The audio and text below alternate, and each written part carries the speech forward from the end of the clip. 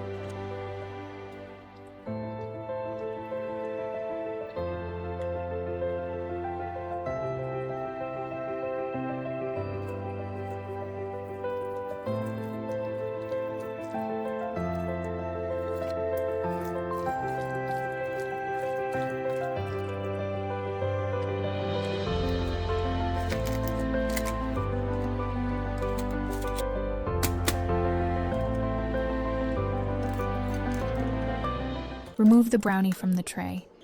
Let it cool down completely, then chill it in the fridge for 1 hour for easy cutting. Please leave a comment and tell me how to think about this recipe, and please subscribe to my channel so that you will not be missed out when I post my new video.